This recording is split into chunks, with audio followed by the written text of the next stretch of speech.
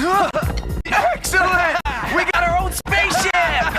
Mega ship will self-destruct in 60 seconds. 59, 58, 57, 56, 55. Huh. Turtles Forever is now starting to make a lot of sense. Greetings and salutations, and welcome to the Onyx Tavern.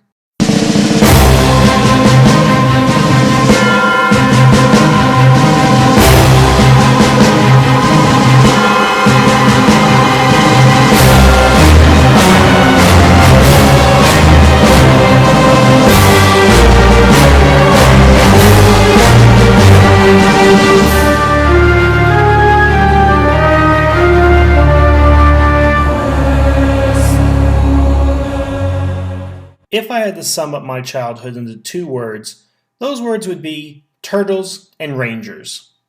Now, it shouldn't take a rocket surgeon to understand that I mean the Teenage Mutant Ninja Turtles and the Mighty Morphin Power Rangers. And that's if I had to give 8 words. Growing up in the late 80s and early 90s rocked because of these two franchises. These two teams of heroes so shaped my childhood that I don't think I would be where I am today without their influences to drive my creativity and imagination. I guess without them I would have turned into something truly horrible, a Dallas Cowboys fan. And since day one, I wanted to see the Turtles and Rangers team up. Heck, a crossover was foretold years earlier. Yeah, right, and I'm a Ninja Turtle. Wait till those teenage mutants see what a full-grown turtle can do! And after years and years and years of waiting, we finally got a grand epic that united these heroes in glorious... No, we just got shell-shocked. Damn! Our episode is actually a resolution to a mini cliffhanger from Save Our Ship. That episode ended with Astronema ordering Elgar to lock their transporters to the sewers of New York City. All while she is petting a giant turtle. I didn't realize there was an aquarium on board the Dark Fortress. In any case, a purple laser transports to a manhole in New York City and reveals the Ninja Turtles. At the time, this was actually a shocking ending to the episode. It really surprised me upon first viewing. Save Our Ship was actually promoted with the idea that another team of heroes would join the Rangers and go evil. It's the biggest event in Fox Kids history. Some guest superheroes are about to visit the Power Rangers, and you won't believe which good guys are about to go bad. Catch Power Rangers in Space, all new next Friday. It really played with your expectations and kept you watching the whole episode. Although the actual episode didn't deal with the crossover, just the Rangers return to Earth. That's marketing for you. While it may have been disappointing that you would have to wait another week for the crossover, the fact that it was the Ninja Turtles was enough to keep you excited. So here we see our heroes, good old Leonardo, Donatello, Raphael, Michelangelo, and Venus. Wait, Venus?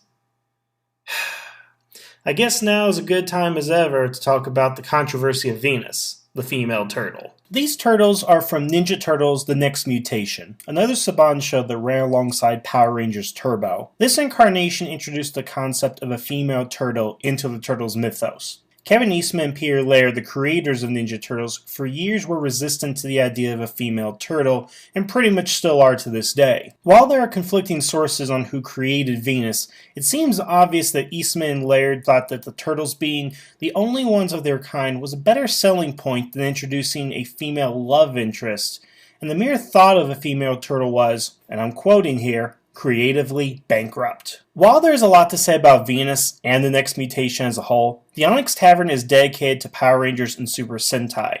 So I will not go into too much detail about the turtles here, but what I will say is that Venus is perhaps the most superfluous part of this episode and contributes nothing to it.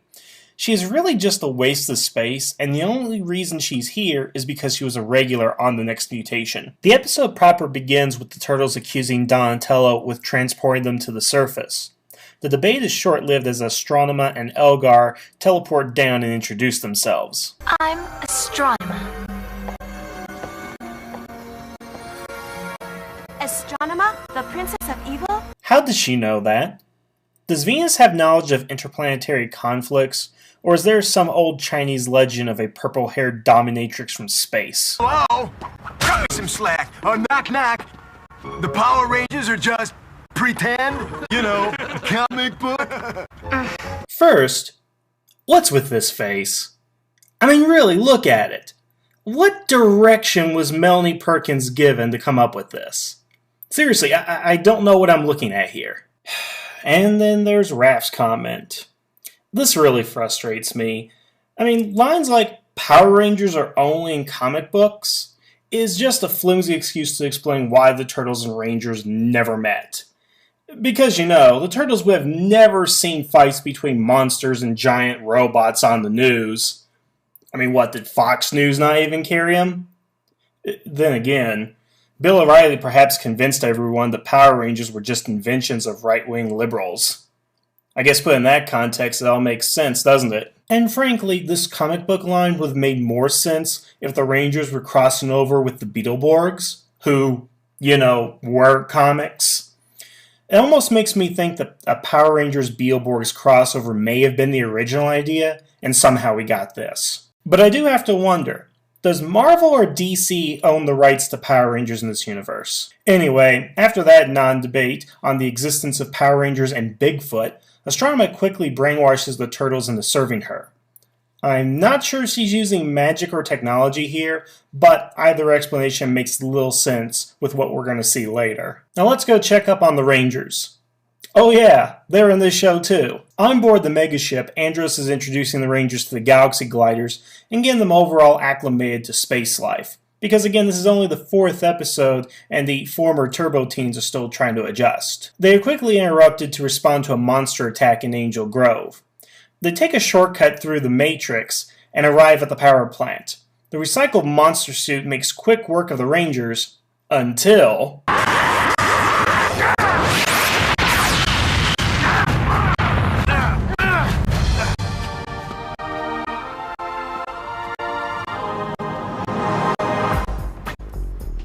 You want Rangers? You gotta go through Turtles. Mutants! Well, at least you got that right. It's time for some shell shock.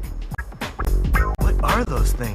I can't believe it, but I think they're... It's the Teenage Mutant Ninja Turtles! There are a lot of issues to address here, so let's just start from the top. First, I have to admit that this introduction to the Turtles is rather anticlimactic. I mean, we already saw the Turtles last week. We saw them in the teaser. We know they are in this episode, and we know they are brainwashed by Astronema. It would have been a more powerful reveal if our introduction to the Turtles happened simultaneously with the Rangers, then we as the audience would be making the same questions that the Rangers would have here.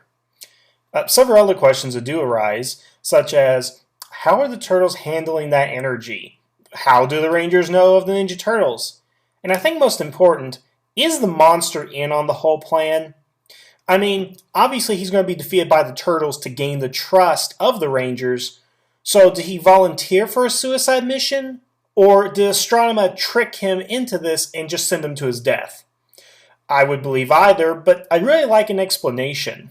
The Turtles defeat the monster with ease and ask the Rangers for a ride back home. They accept, minus Andros. While it may seem odd that the Rangers trust the Turtles so quickly and don't question their lack of explanation or anything, I think it actually makes some sense here. They're just as much fanboys over the Turtles as we, the audience, are. Astronema probably knows this and is using the aura of the Ninja Turtles to her advantage, which was her plan all along. Not just to have a superhero team fight the Rangers, but to gain the Rangers' trust because of their legacy and reputation, which is something that the Turtles have, but no other superhero team that has been established in the Power Rangers universe at this time has. Andros, on the other hand, is not from Earth. He knows nothing of the Turtles and is far more likely to think something is off about their arrival because he is unclouded by the mystique the Turtles have over the other Rangers. So the Rangers and the Turtles return to the megaship and are given Maya's grand tour. All the while, Andros is keeping an eye on them. Now, what comes next is just utter stupidity. First, we have a POV shot of somebody walking down the corridor, with Deca watching, of course. Then our mysterious person makes it to the main computer control port because access to the ship's memory and operation should be in a hallway with an unlocked hatch that anyone can access. Deca then informs Andros that the port has been opened, without telling Andros who it is, of course, nor making an attempt to stop the intruder, other than giving them a stern warning. You are not authorized to access this computer terminal. And in the final bit of stupidity, the intruder cuts 2 wires, and this happens. I've been certified turtleified! Oh, and it was the Ninja Turtles. Big surprise. Forgetting for a moment how stupid it was to do a POV when the audience already knows it's the Turtles, how does this scene even make sense? We have Donnie, Leo, and Mikey somehow sneaking through a ship full of cameras and sensors, and yet are still able to get to the main computer control without incident. Deca informing Andros that the port has been accessed, yet not doing anything about it or informing Andros as to who it is. And we are capped off with the revelation that it takes only cutting 2 wires to completely reprogram an alien computer. I know Donatello does machines, but I wasn't aware he was capable of magic. I thought that was Venus' special power. I mean, this makes Jeff Goldblum's virus plan in Independence Day seem reasonable by comparison. The Rangers quickly realize what's going on. Or should I say the Turtles tell the Rangers exactly what's going on, and are captured by Astronema and some Quantrons as they board the ship. Andros evades capture somehow, and Astronema takes command and sets course for Darth Specter's base in the Tianta Galaxy. I hate to rain on your parade, but we only have 4 Rangers. And remember, the best way to keep someone quiet is by covering their nose. Meanwhile, the Rangers are being held in the engine room, as there seems to be no brig, and the Quantrons feel that prisoners and extremely sensitive propulsion equipment should be right next to each other. Andros sneaks in and uses his telekinetic powers that the writers forgot about to break them out.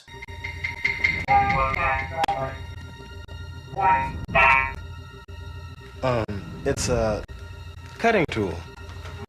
It cut this. The Rangers make their escape to the shuttle, pursued by the Turtles.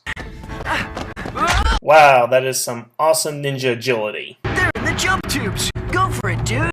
No way! Why are the Turtles afraid to go into the tubes? They know it just goes to the shuttle and the Galaxy Gliders. What are they afraid of? So the Rangers make it out, as the mega ship begins pursuit of the shuttle in what is a very short and lackluster chase. What is that? Oh, that's a Deus Ex Machina. Wait a minute.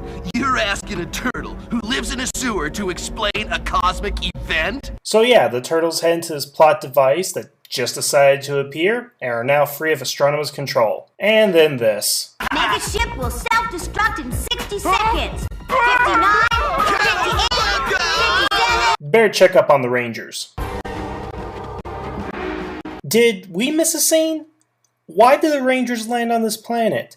And why are they running out of the shuttle? Why did you abandon running away at faster than light speed to running on foot? Anyway, Astronema catches up to them and attacks. Sure was a good thing to land on this random planet and leave the safety of the shuttle. Back on the megaship, it turns out that a shoulder rub and tickling the wires is all that is needed to cancel the auto-destruct and restore the AI's personality. Who wrote this? The Rangers continue the battle, but are losing. Bad, as Astronema does her best Turbo Man impression.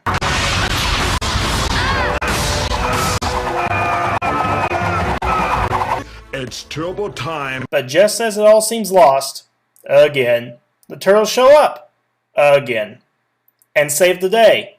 Again. Pile up!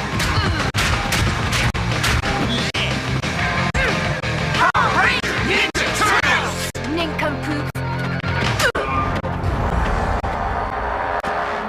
None of you has seen the last of me. Well, only the Turtles have. The Turtles and Rangers make up, with the Rangers still without an explanation on anything. In fact, the Turtles change the subject when it's brought up. Why? And why does Andros trust them now? It was made clear that they were still brainwashed the last time you saw them. You have no reason to trust them now. What if this is another ploy by Astronema? Actually, none of the Rangers knew anything about the Turtles being brainwashed before. The Turtles don't even explain that they were brainwashed. The Rangers are supposed to just accept the fact the Turtles switch sides, only to switch again? I don't get it. Let's just get to the end. Back on the ship, the Rangers and Turtles exchanged empty invitations while Cassie and Ashley give the same look girls give me when I ask to see them again. But before they return to New York City, Mikey has one request. To break the laws of physics.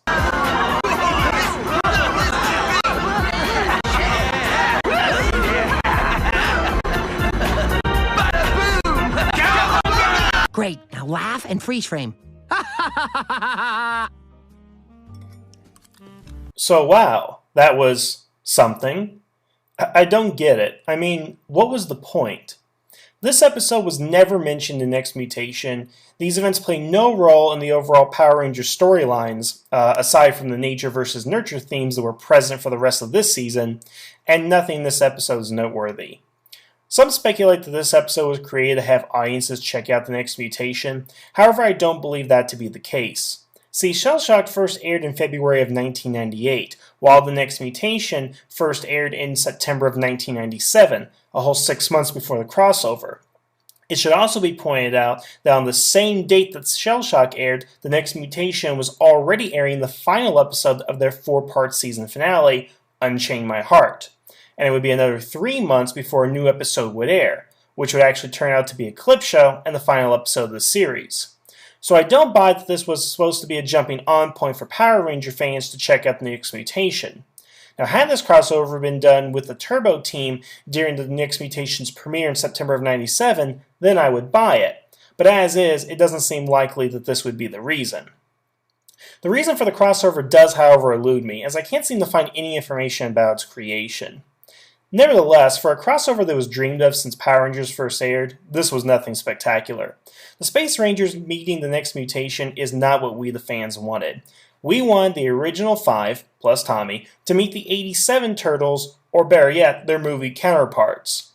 Taking two franchises that were so far from the incarnations that made them popular was a poor choice. This is why 15 years after the airing, most Turtles fans don't know the crossover ever existed, and Power Ranger fans would like to forget it. I guess I should end with some sort of rating for the episode, so I'll give you one. I'll use a scale from 1 to 5. 1 being the absolute worst the franchise has ever presented, and 5 being the measure that every episode should strive for. With that being said, because of the lack of logic, rush pace, no relevance to either series, and the fact that it was 5 years out of date, I will give Shell Shocked a 2 out of 5.